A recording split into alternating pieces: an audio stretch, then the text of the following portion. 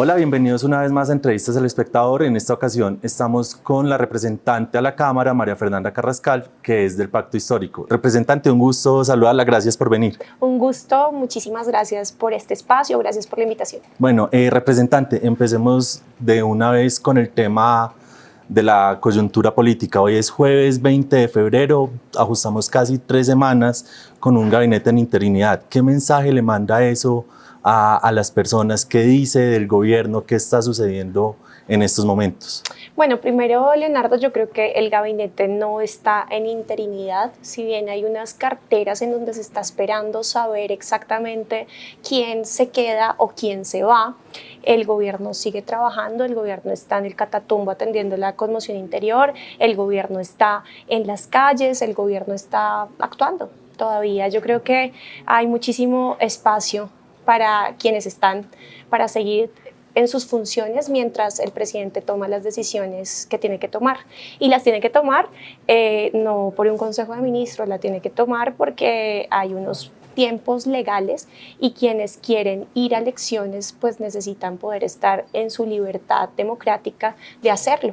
Yo creo que él fue muy acertado cuando dijo que quienes están en el gabinete y quienes están gobernando y tienen aspiraciones legítimas, electorales, pues no deberían estar haciendo las dos cosas.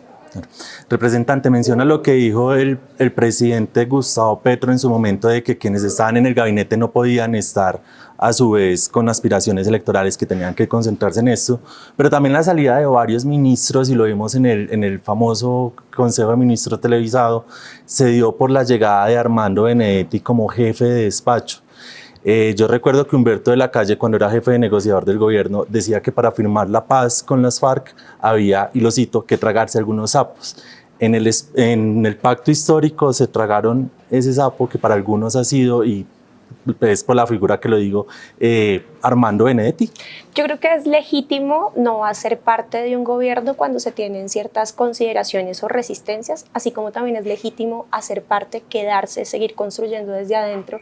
Es muy importante también pues saber que la política también se trata un poco de sobrellevar esas contradicciones, pero siempre con una mirada hacia el objetivo, y nuestro objetivo es seguir construyendo el cambio, que ese cambio se siga materializando y sobre todo que se profundice. Nuestro objetivo también como proyecto político debe ser ganar las elecciones del 2026 para que esto justamente se pueda dar.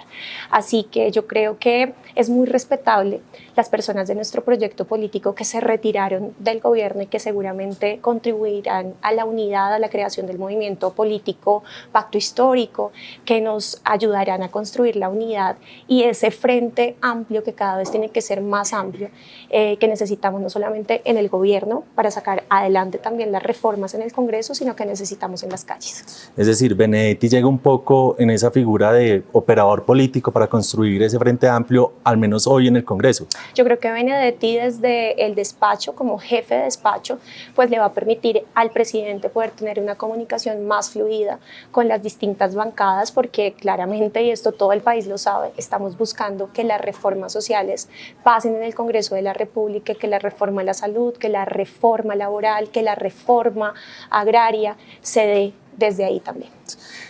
Se reunió la bancada del Pacto Histórico con Benedetti en la Casa de Nariño, fue un desayuno, también estuvo la nueva directora del DAPRE. ¿Qué hablaron? Con él hay, y también creo que usted ya lo mencionaba, pero con él hay un poco más cercanía que había con otras personas que han pasado, él no está en el Ministerio del Interior, pero que han pasado por el Ministerio del Interior y que en su momento han hecho lo que él hoy está haciendo de ese diálogo con el Congreso para el avance de la agenda progresista y reformista del gobierno Petro.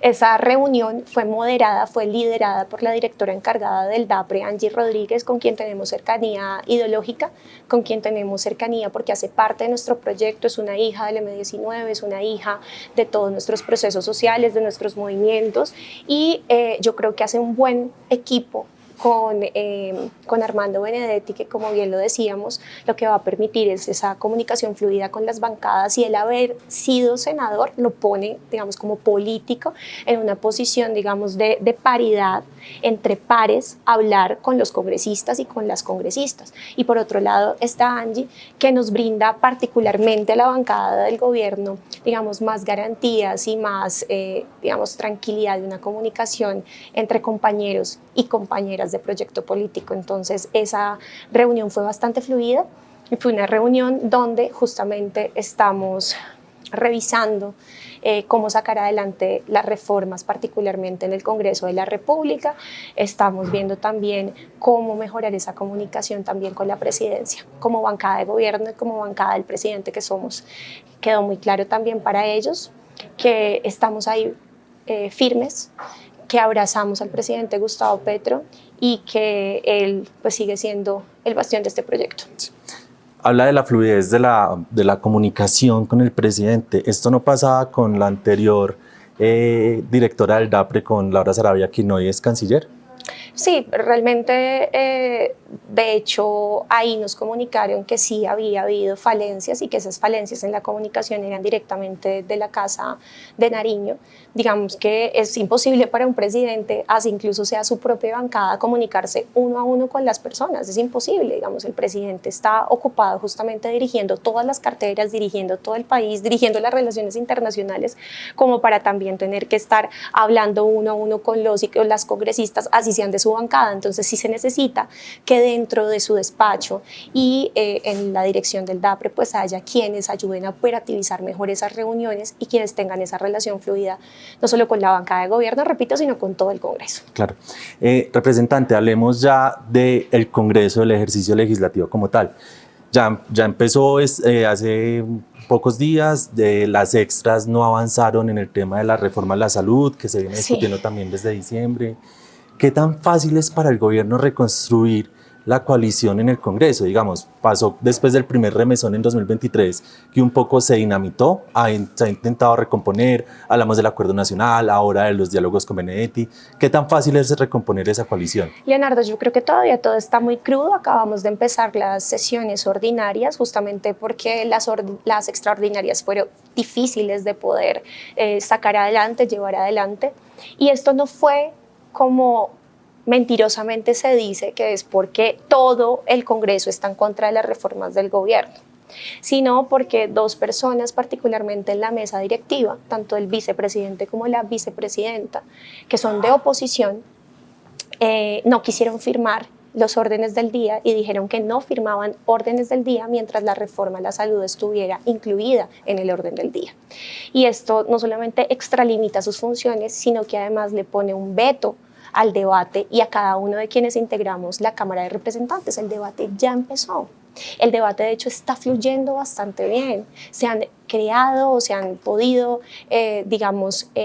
ver las mayorías representadas en los votos y en los artículos que ya han sido aprobados. Entonces, que ellos estén haciendo esto es completamente antidemocrático. Yo creo que tanto Lina como Jorge, el vicepresidente y la segunda vicepresidenta, podrían, claro que sí, hacerle oposición de palabra en el debate con su voto, pero no pueden limitarle esa posibilidad al resto de congresistas de la posición, de la postura que sea, de la bancada que sea. Todos estamos ahí, nuestra función es debatir los proyectos, porque para eso nos pagan los colombianos y colombinas, para nada más, ¿no?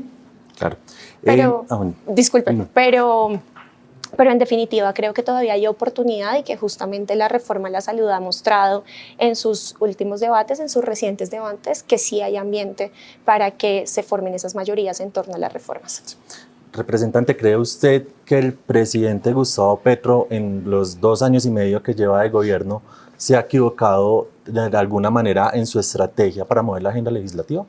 Yo creo que hay cosas que se pudieron hacer directamente con reglamentación, que hay cosas que se han podido hacer vía decreto. Por ejemplo, lo tengo muy claro en la reforma laboral, la cual he liderado en la Cámara de Representantes los últimos 2 años, y ahí nosotros estudiamos en qué artículos había más resistencia, que generalmente para las mayorías del Congreso están en el derecho colectivo. Nosotros estudiamos muy bien, hicimos unos borradores de decreto, no, eso, digamos, está en el Ministerio del Trabajo y también en la Presidencia, y sabemos que hay cosas que se pueden reglamentar, que ya el gobierno pudo haber hecho, no solamente en materia laboral, sino en otras materias y en otros sectores, pero el presidente Gustavo Petro confió y ha confiado demasiado en el Congreso de la República, y ese Congreso realmente, pues, no ha sido...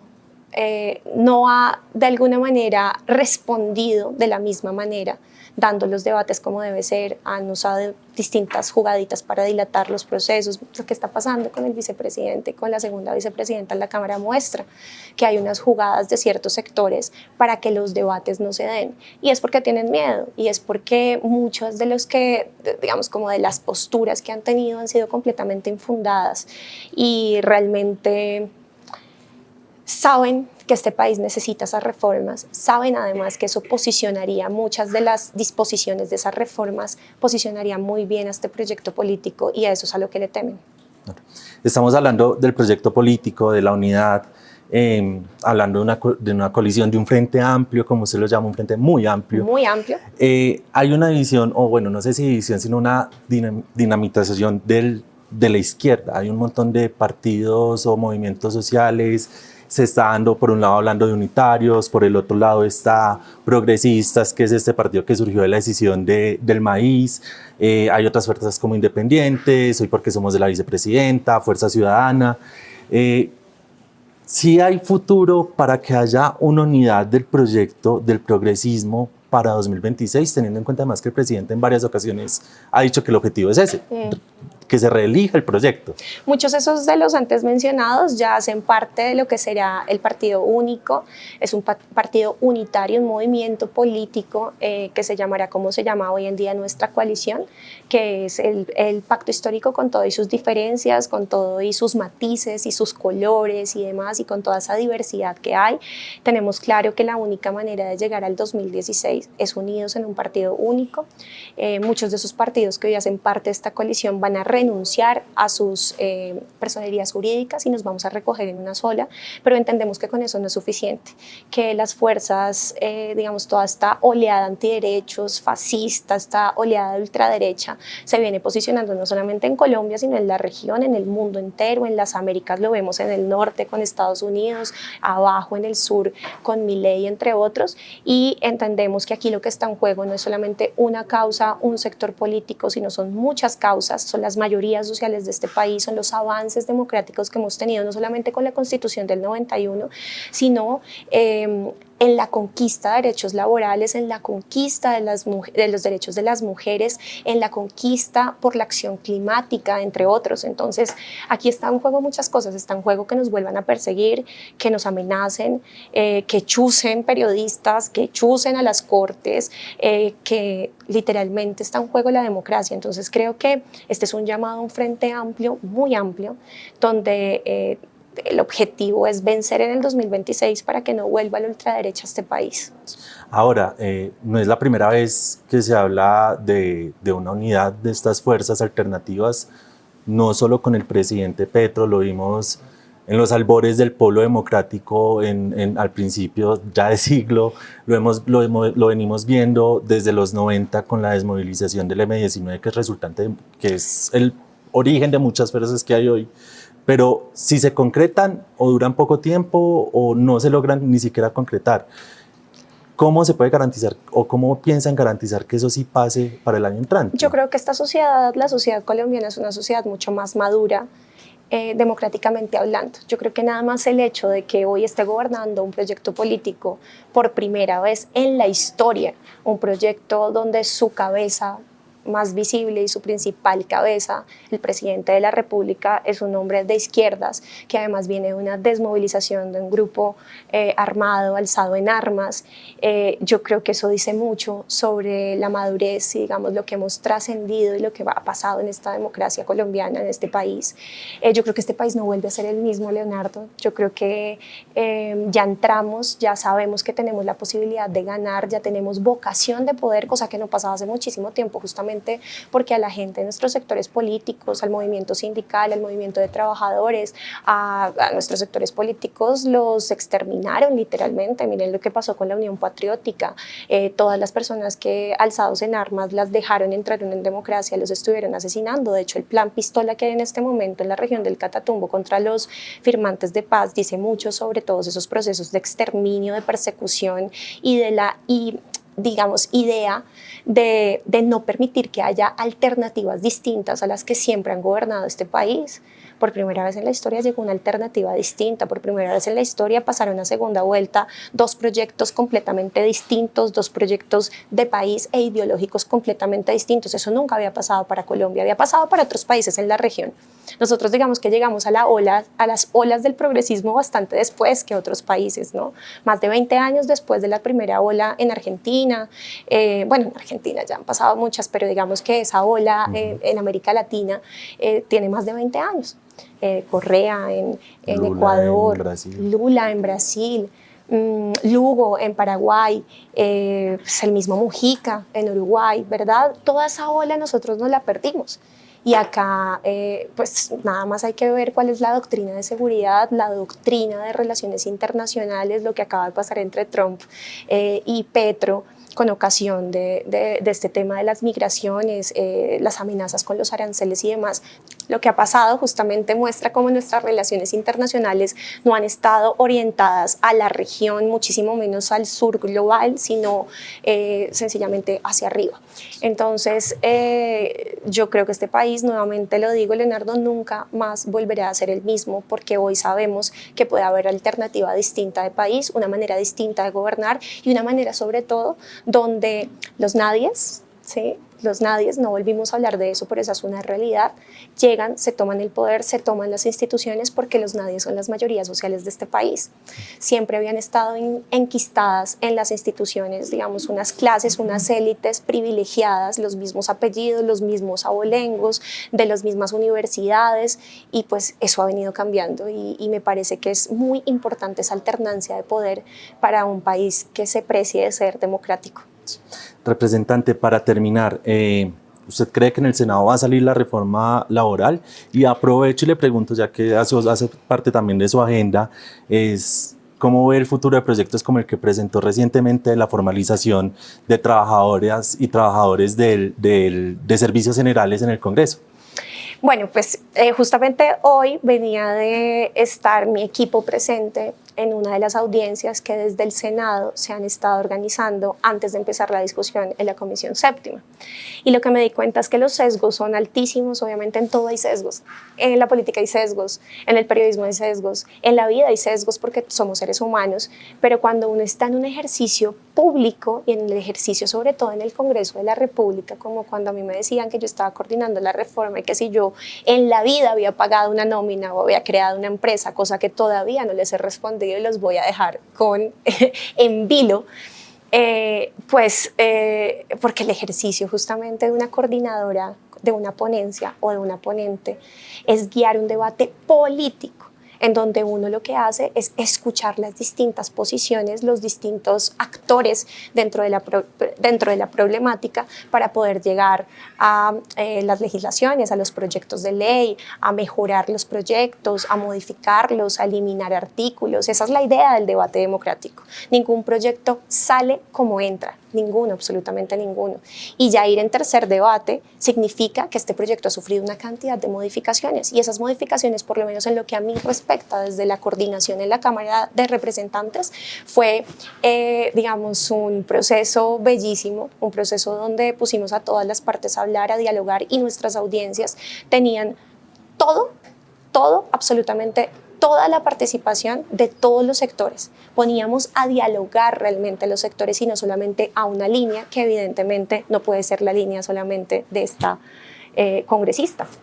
Y lo que vi pues fue unos sesgos impresionantes, sumamente patronalistas. Yo creo que no solamente creo, estoy convencida de que el derecho laboral se hizo justamente para proteger a la parte más débil en la relación laboral, que son los trabajadores, y que las tres ramas del poder estamos llamados a defender a los trabajadores y las trabajadoras en las legislaciones o en todas las actuaciones, digamos, de política pública que tengamos en nuestras manos en materia laboral.